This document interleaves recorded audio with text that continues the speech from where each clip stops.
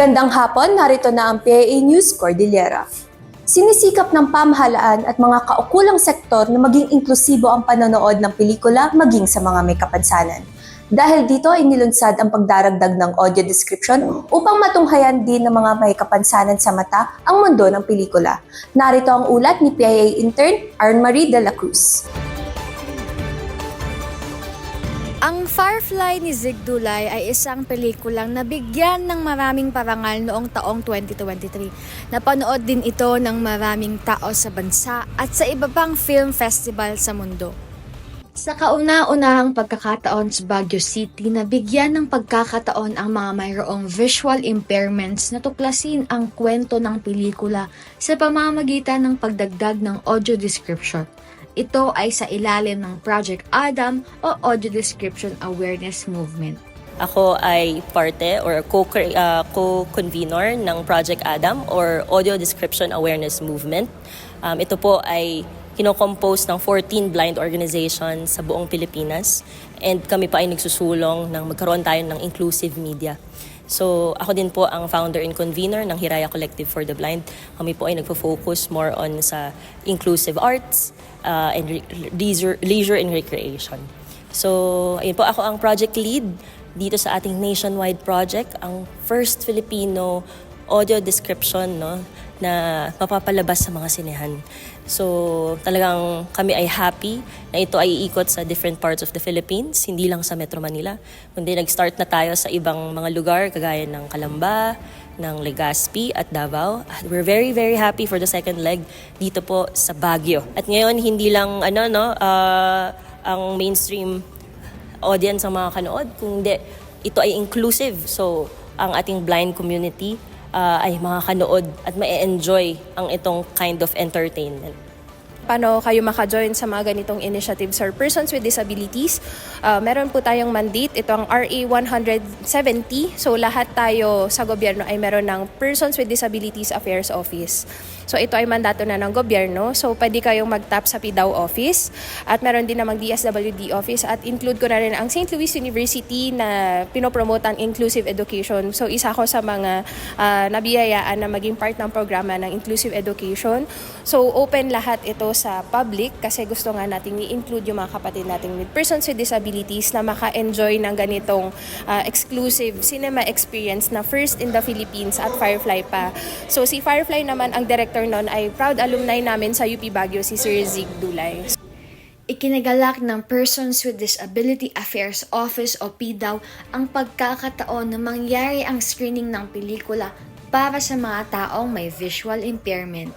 Sa pamamagitan ng invitation ng UP Silbi, kasi ang ating partner sa Hiraya Collective for the Blind ay meron silang Project Adams, yung Audio Descriptive Awareness Movement na para sa lahat ng mga taong may kapansanan sa mata or person with visual na sa pamamagitan ng audio descriptive sa larangan ng cinematography ay mabibigyan din ng pagkakataon ng mga taong may kapansanan sa mata na magkaroon ng paraan na makilala nila ang sining ng cinema sa pamamagitan ng audio descriptive movie, na ito yung pagkakataon na maranasan ng ating mga taong may kapansanan na mata na makita, marinig, maramdaman at ma-enjoy po ang pagiging cinema goer, na sila ay kung anong nangyayari ba sa loob ng sine. Mula sa isang plano ng iba't ibang organisasyon para sa PWD dito sa Baguio City tulad ng Hiraya, PDAW, UP Silbi, ay nabigyan ng pagkakataon ang mga persons with visual impairments na tuklasin at lubos na intindihin ang kwento ng isang pelikula. Ang pagdaragdag ng audio description sa pelikula ay isa sa mga pamamaraan upang mas maging inklusibo ang naturang larangan, lalo na sa mga may kapansanan. Inaasahan na mas marami pang pelikula ang magkaroon ng audio description upang lalong maibahagi sa kanila ang ganda ng mundo ng film. PIA SLU intern Arnmarie de la Cruz para sa PIA News Cordillera. Isa na namang Hooked on Books Library ang itinatag sa isang paaralan sa Baguio City. Layunin nito na itaguyod ang kahalagahan ng pagbabasa sa mga learners. Silipin ito sa report ni PIA intern Claricia Oshang. Let's go! 3, 2, 1! Welcome to the 22nd Hooked on Books Library. Ang Hooked on Books ay isang proyekto ng non-government organization na Links na naglalayong hikayatin ang mga bata na mahalin ang pagbabasa at ipaalala kung gaano kahalaga ang kakayahang magbasa at magsulat. Hindi lamang ito inspirasyon sa mga estudyante, kundi pati na rin sa mga guro, magulang at buong komunidad. Bilang guro, isa si Lisa Pored sa tumulong sa paggawa ng ika-22 na Hooked on Books Library dito sa Baguio City, particular sa Gibraltar Elementary School. Ang proseso ng pagkakaroon ng Hooked on Books dito sa Gibraltar Elementary School is may pinost ang division office na memorandum kung sinong gustong mag-apply, kung sinong may area, may space. Tapos itong principal namin, nag-apply siya. So ngayon, pumunta sila para i-CI kung paano yung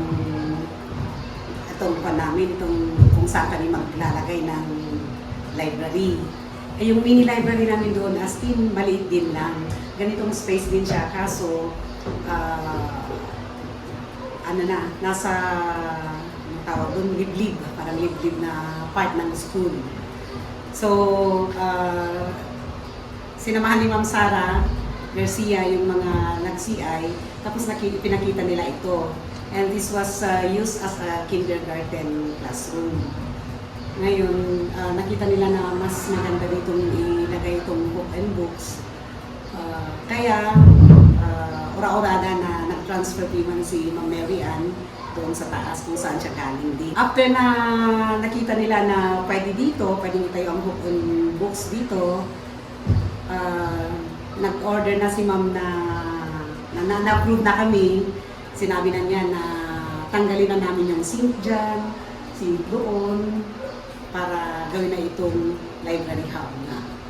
Pagkatapos maaprubahan, ang mga guro at SPTA ay nagkaroon ng meeting, planning at information dissemination sa kanilang barangay para makakuha ng donation sa pagpapagawa ng hub na ito. During yung proseso na ginagawa pa lang ito, amazed na ang mga bata. Ano yung nangyayari dun? Uy, ang ganda! Uy, may pinipinta! Ganun. So, they were so amazed. Then, naging interested sila everyday. So, noong sinabi na magkakaroon ng reading kwan, nagpo-volunteer lahat, pero syempre hindi ma-accommodate lahat. Kaya, parang sabi namin sa kanila, ang assurance namin sa kanila is magkakaroon tayo ng schedule. Weekly schedule, daily schedule next school year. Ang role namin as teachers is to ensure the maintenance, sustainability ng library hub natin na ito. So ang role namin is to parang ima-market namin sa community na meron tayong library doon, pwedeng gamitin, as long as protektahan natin ang mga facilities, ang mga books na nandoon. Kaya gamitin nyo during free time, gano'n. So para makiki-partner kami sa SPTA para sa maintenance at cleanliness ng ating hub. Ang pagbabasa ay parang paglalakbay, kaya naman sa bawat pahina ng aklat, may bagong mundo tayong natutuklasan. Isa si Emily sa voluntaryong nagbabasa para sa mga bata. Tumutulong ako, nag-volunteer ako as a storytelling dito sa school every after flag ceremony. And dahil marami na activity, so pinapapunta ko ni Ma'am Gemma sa mga classroom, like mga grade 3 classroom and kinder. And yun, nakakapag-storytelling tayo for a few minutes para mas lalo pang ma-enhance yung mga bata sa pagbabasa. Kaya ito, nagko-costume ako, minsan meron akong puppetry or mga stuffed toys na nire-relate ko dun sa story para mas maging interesting at mas appealing sa mga bata. Kasama ang mga guro at volunteers, Sinisigurado nila na ang bawat kwento ay buhay na buhay. May damdamin, may kilos, at minsan pa nga ay may pa-costume. Ginagawa natin itong masaya at kaaya-aya para mas mahikayat at lumalim ang pagmamahal ng mga bata sa pagbabasa. Alam naman natin sa pag-aaral na nahuhuli na tayo sa ang Pilipinas pagdating sa pagbabasa. So, minsan nakikita natin elementary, dumadaan o nakakarating ng high school na mababa ang level. Dahil meron tayong book and books, mas madali itong magiging tool sa education, sa reading ng mga bata.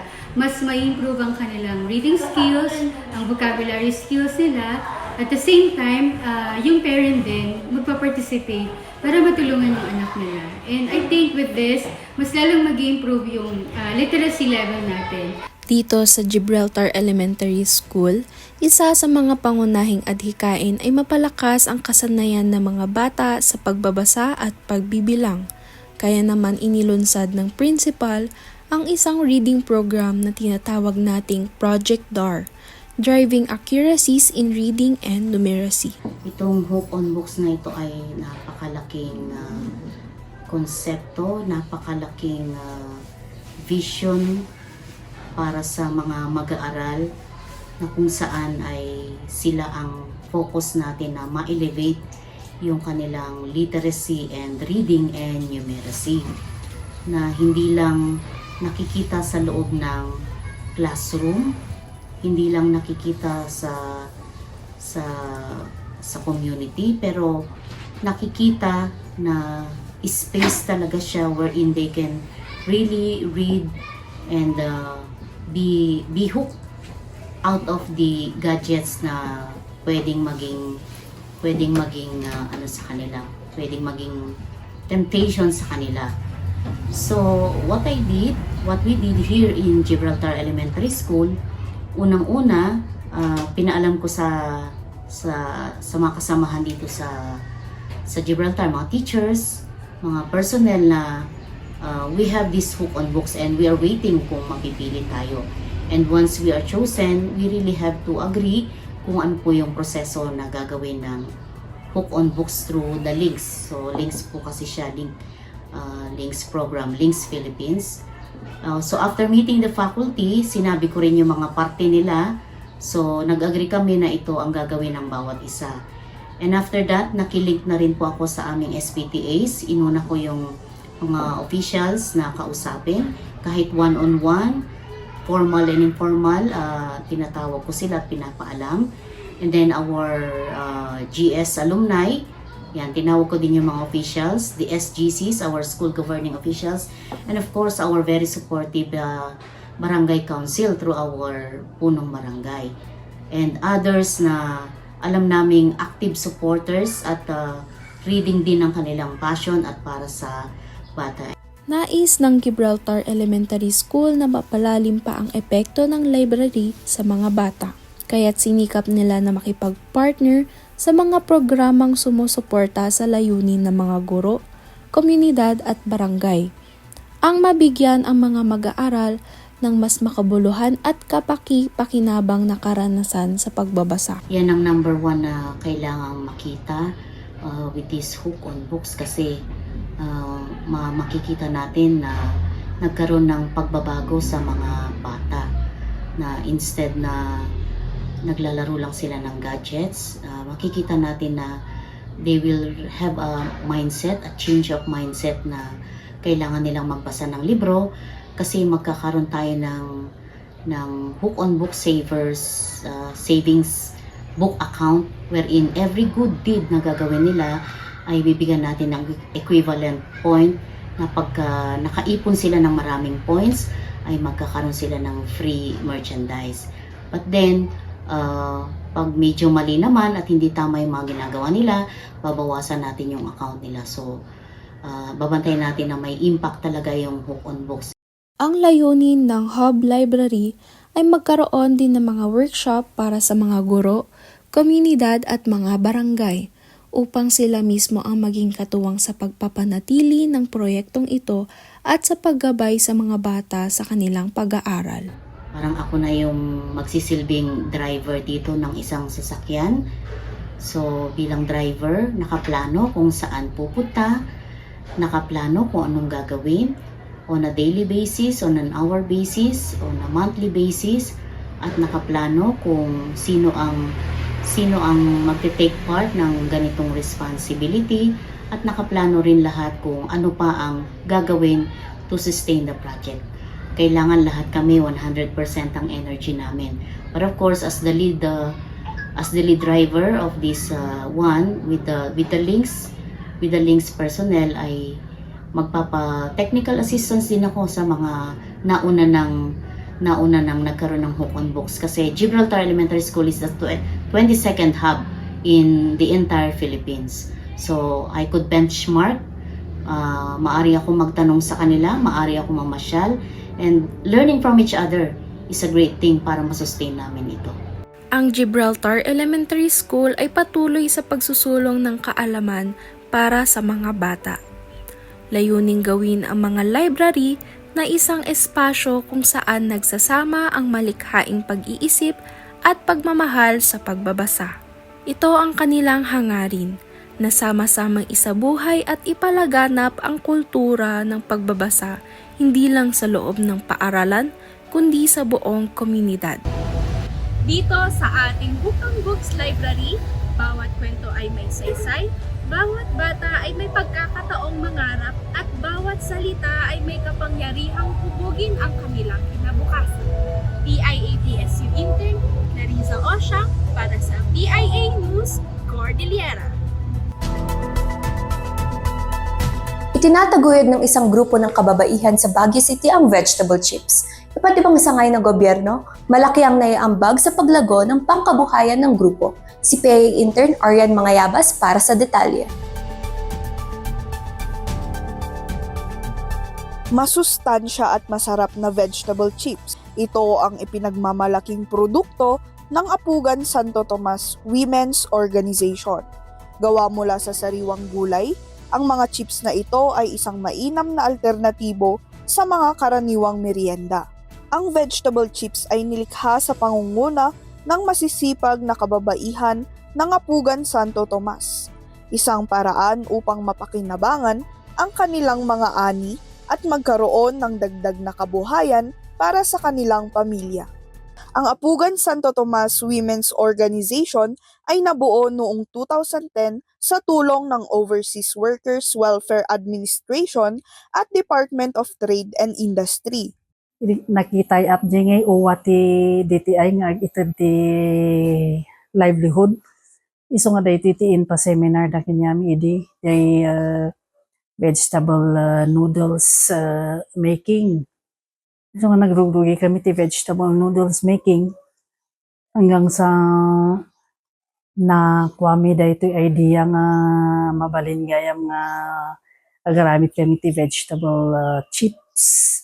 Ayun, from there nga naitata vegetable chips ti malaramid nga naduma-duma nga gulay ti malaramid kasla kumadi carrots, kalabasa, marunggay, sugar beets, adapay ti spinach idi nga inaramid mi.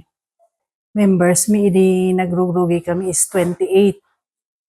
28 nga natinanay na yun nandi ay itatakat 54 members. The members, isunamot lang ti workers nga aramid ti ito'y na vegetable chips.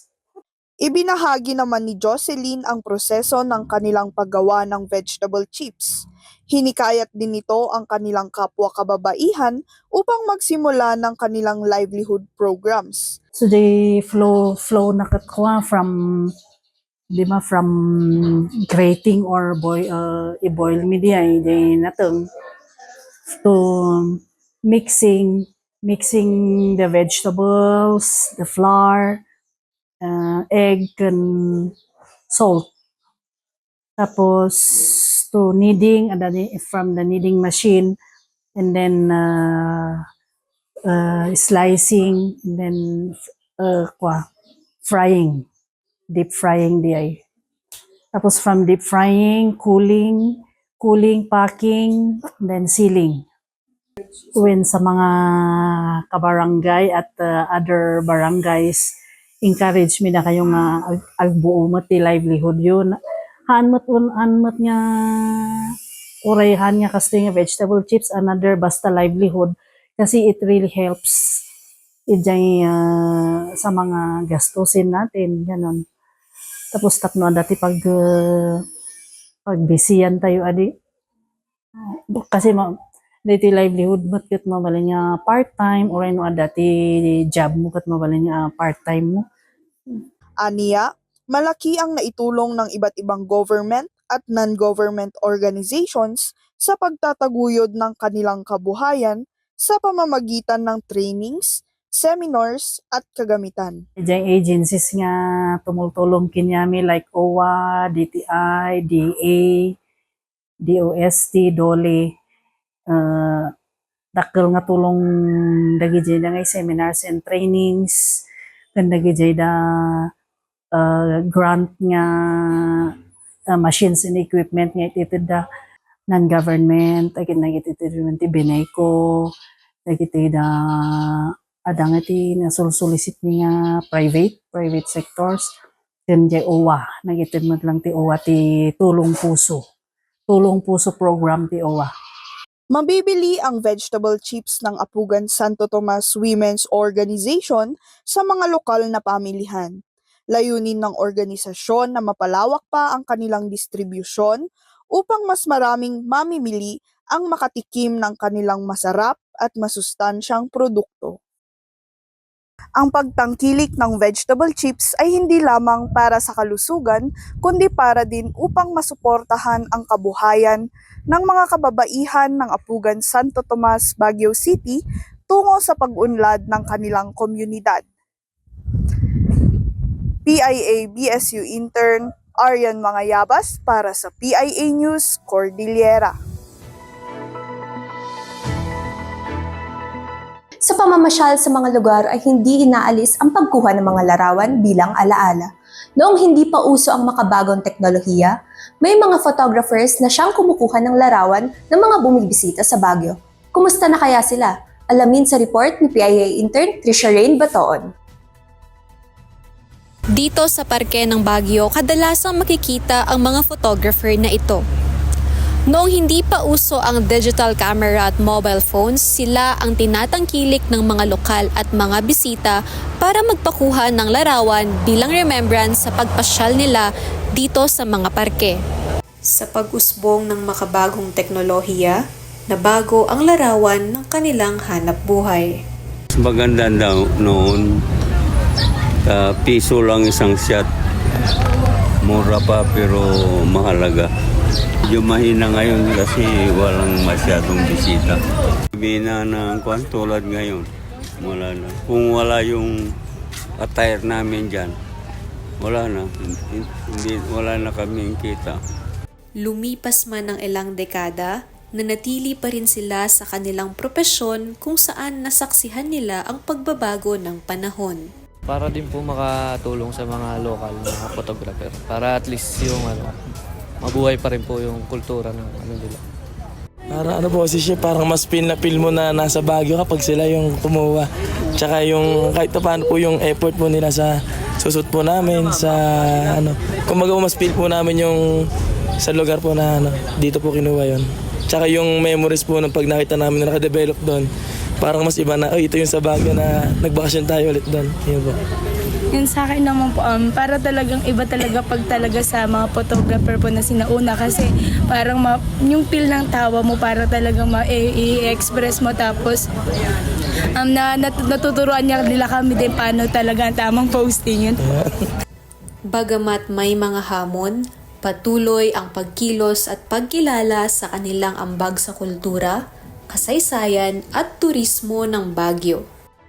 Photos are also considered memories, considered as souvenir. That's why we are having photo shoot. Noong kasi, ang tao sa kagustuhan na magkaroon sila ng souvenir, mag-aantay sila, magpapaprint sila. Hindi tulad ngayon na meron na silang sariling mga camera, marunong na rin sila kung paano mag-edit, paano gawan ng buhay ang mga pictures.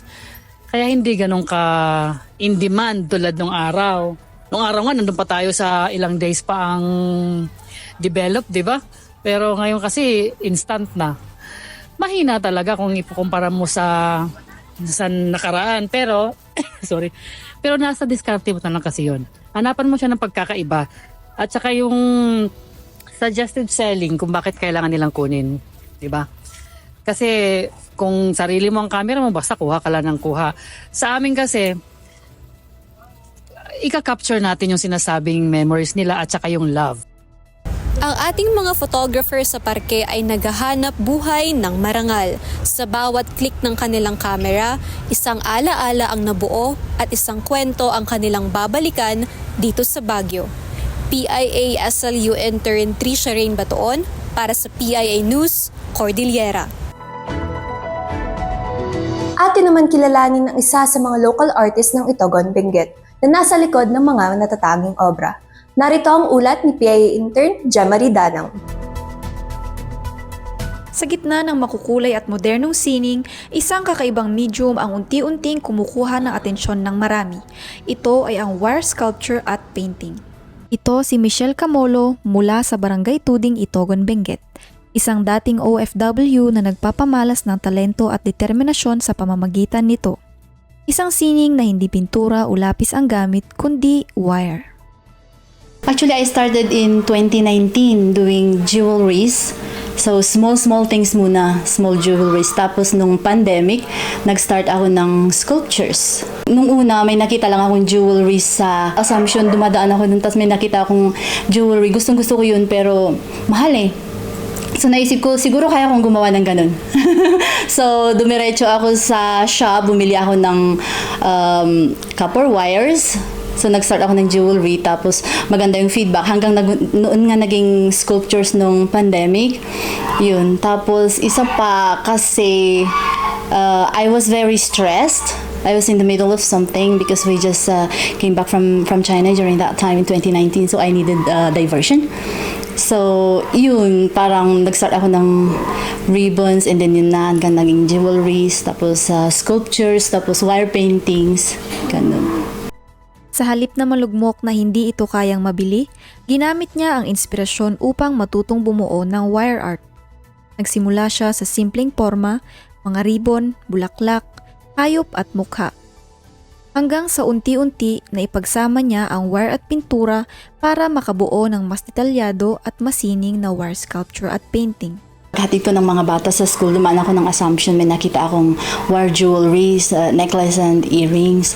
Gustong-gusto ko yun, pero mahal eh, parang 2.5 yata yun, so wala akong perang pambili. Kadarating lang namin from China, actually that was like maybe 3 months lang namin dito sa Pinas. So ang daming gastusin.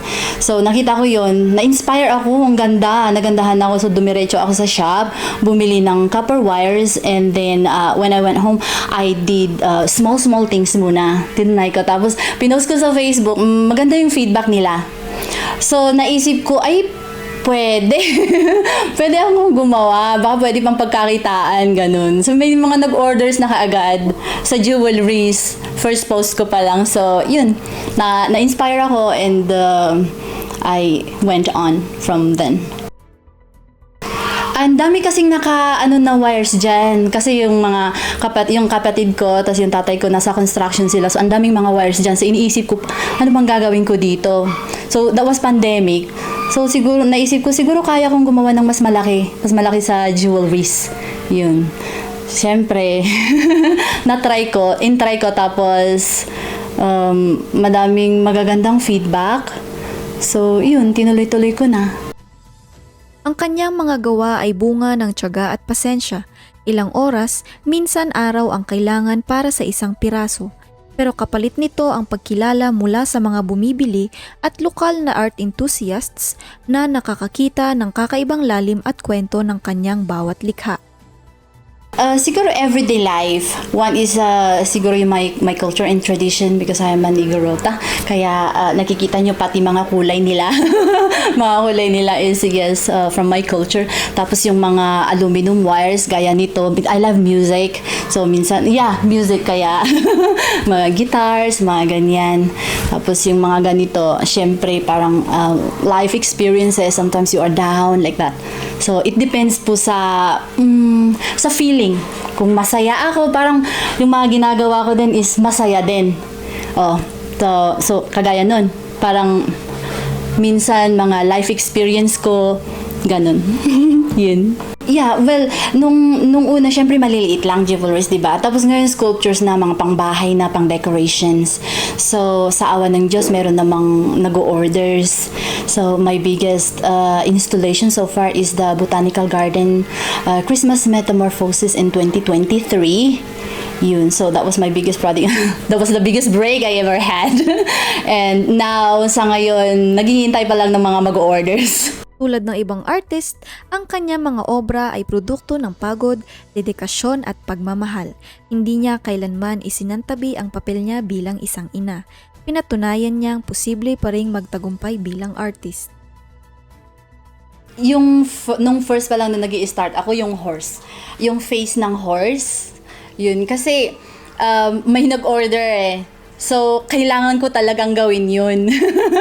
So, nag-try ako. Siguro mga the third time na nag-try ako, at least nagawa ko na yun. Pero at first, syempre, ang dami kong na-waste na wires din for that one. But that was my first struggle. The most complicated is yung base. To make the base first. Kasi, yung base kasi doon mo makikita yung shape ng outcome ng artwork mo. So, yung base po niya ang medyo mahirap. So, ang ginagawa ko, pag may nabenta ako na mas maliit, bibili ako ng wires. Yun ang ginagastos ko pagbili ng mga wires. And also the design. Kasi hindi ako nag-i-sketch ng design. So, I was also struggling. Kasi diretso ako ng twisting tsaka bending ng wires. So, nagkakamali din ako. Especially during the first years. Nagkakamali din ako, pero syempre motivation, tapos it's my passion, so lahat ng struggles nagagawa naman ng paraan. Oo naman po, kasi ang arts kasi, kaya nga sabi ko mas yung arts, diba? Arts and crafts, kasi you can do it anytime, anywhere. Kahit nga naglalaro yung mga bata dyan, nakakapag-arts pa ako. So, nakakausap ko pa sila, diba? Natitignan ko pa sila. And then yung online teaching naman, gabi naman yun. So, balance lahat. Sa bawat baluktot ng wire at hawi ng brush, kasabay ang pagpapaalala na ang pagkakaroon ng responsibilidad ay hindi hadlang sa pagpapamalas ng angking galing sa art. Sa halip, maaari itong magsama para lumikha ng sining na totoo at buhay na buhay. Well, don't give up. Basta it is your passion, you have to live up to it, and ano pa? Hindi naman yun yung makakapagpahina ng loob natin. Instead, we take it as inspiration to excel more. So, instead of looking down on yourself, kasi siguro mas maganda yung tingin ng iba sa work ng iba, di ba we all have differences naman. That's why we call it unique. Kasi pagka magkakapareho tayo, what's the sense of making arts, diba, and crafts, kung magkakapareho tayo? We are all differences, and sabi nga nila, beauty is in the eye of the beholder. So, every artwork has a soulmate din. Well, an artist's journey is not that easy. At first, syempre, pagka nagsisimula ka pa lang, madaming comments, but don't take it to heart. Take it as an inspiration, motivation to excel more, to do better, ganyan, and to be your best. So, in the future, syempre, di naman natin alam ang buhay, di ba? Parang gulo nga eh. So, yun, just be yourself. Huwag mong gayahin yung mga ibang artist na gumagaya ng mga iba para siguro akala nila para paano pa sabihin yun? Parang para makita ng iba na mas magaling sila kaysa sa iba, kaya tinutularan nila yung iba, di ba? No. Just be yourself. Kung ano kasi yung life experience mo, kung ano yung motivation mo, yun yung gawin mo. Wag mong gayahin yung iba. Yun lang. Mula sa pangarap na makabili ng isang alahas, ngayon ay siya na ang gumagawa ng sining na mas makabuluhan. Patunay na kahit sa simpleng materyales, kayang lumikha ng makabuluhang art, lalo na kung pinanday ng karanasan, pangarap at diskarte. PIA SLU intern Jemary Danang para sa PIA News Cordillera. Ika ng ating pambansang bayani, kabataan ang pag-asa ng ating bayan. Gayunman sa pagiging kabataang leader, hindi mawawala ang pagsubok at panguhusga lalo na sa mga matang ang pangunahing tinitingnan ay ang kasarian at edad bilang batayan. Ating kilalanin at tunghayan ng kwento ng isang kabataang leader mula sa Mountain Province na ang sandatay ang kanyang advokasya at layunin para sa kabataan at sa bayan. Sa report ni PIA intern Arian Joy Suliman. Malaki ang ambag ng mga taong nakapaligid sa iyo kung anong magiging takbo ng buhay mo. Ang salita, kilos, at isip ng iba ay maaring magmarka sa pagkatao ng bawat isa. Ngunit para kay Rosalina Pisanya o mas kilala sa Sally, ang pag-aasam sa tunay at makabuluhang pagbabago ang nag-udyok sa kanya upang maging isang kabataang leader sa bayan ng Baoco, Mountain Province. I am Rosalina Pisanya, or people call me Sally, that's my nickname. I am from Baoco Mountain Province and I am currently working as staff of the local government unit of Baoco under the Mayor's Office Tourism Desk.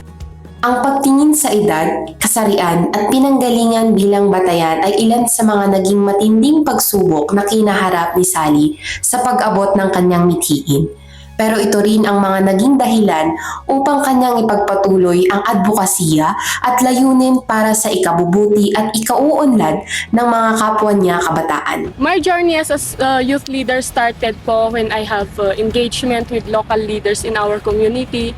Doon ko po nakita kung paano po nila i-manage yung mga circumstances or situations within the community. At dahil po doon nung ako po ay nag-college, nagsimula po ako bilang volunteer hanggang pinasok na din po ang government or student government. And then until nagkaroon po ng sariling organization outside the school, tapos nagkaroon na din po ng mga initiatives and activities outside the community.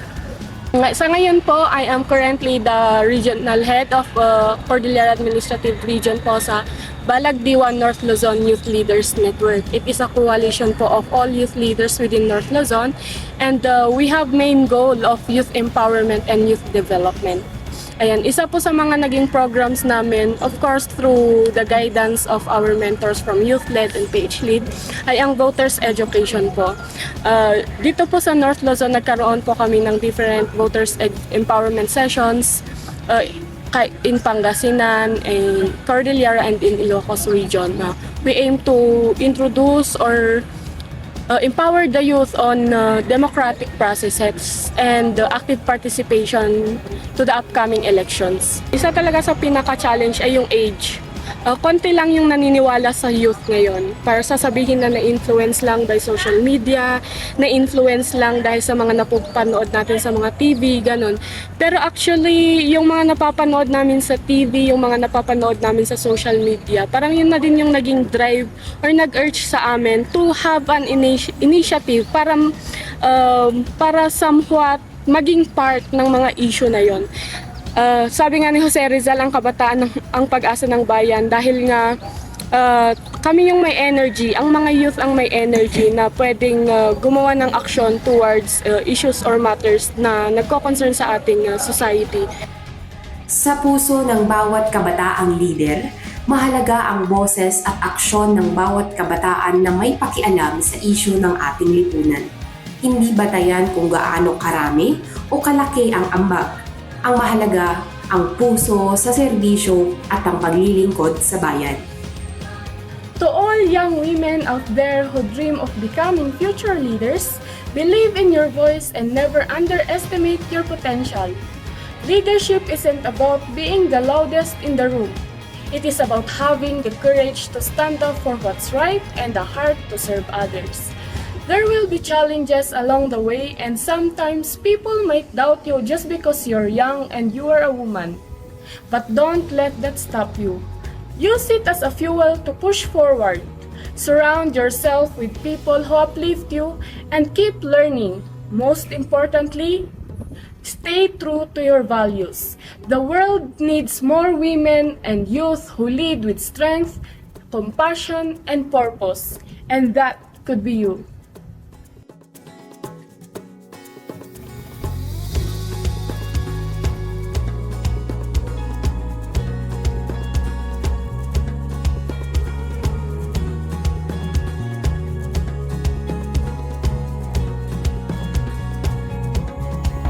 Sakan si Sally na isang sangayan nga babae. Sa makabagong panahon, kailangan natin ng mga pinunong higit sa kapangyarihan at posisyon ang hinahangad. Kailangan natin ng mga pinunong may malawak at mabuting advokasya. Tulad ng kwento ni Ate Sally, isang patunay na hindi nasusukat sa edad o kasarian ang pagiging leader sa napiling larangan.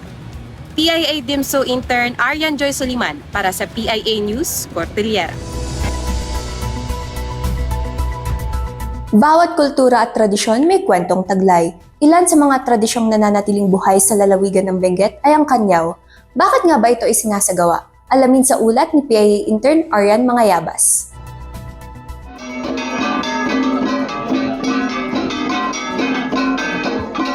Natatangi ang bawat kultura. Kabilang na riyan ang tradisyon para sa namatay at pagluluksa. Ang mga kaugaliang ito na ipinasa sa mga henerasyon ay nagpapahayag ng pagpapahalaga, paniniwala at matibay na koneksyon ng komunidad sa kanilang mga ninuno. Sa ilang bahagi ng Benguet, ang mga ritual para sa mga namatay ay hindi nagtatapos tuwing lamay at burol. Sa pagsapit ng 3 buwan mula ng ilibing ang namayapa, ay nagsasagawa ulit ng ilang ritual tulad ng Kanyaw, ang pamilya nito na tumatagal ng 2 araw. Kadingan kami pagsalaan lagi siya umununangay lagi natay ngay tatang na nanang na ito umununan iso na yung natay tatang na nanang na lulong na nagsinumbayir so nilakay na lang dami natin na si bayan mo agsala da pagtayawan niya so ito purpose ti kadingan ngayon nung nalpasan namin nag ito kadinganan ito bayo ganon bayo po na iso ti panti makabalayan da ito pagikuan dati bayog ano da iso de ka dati procedure na nga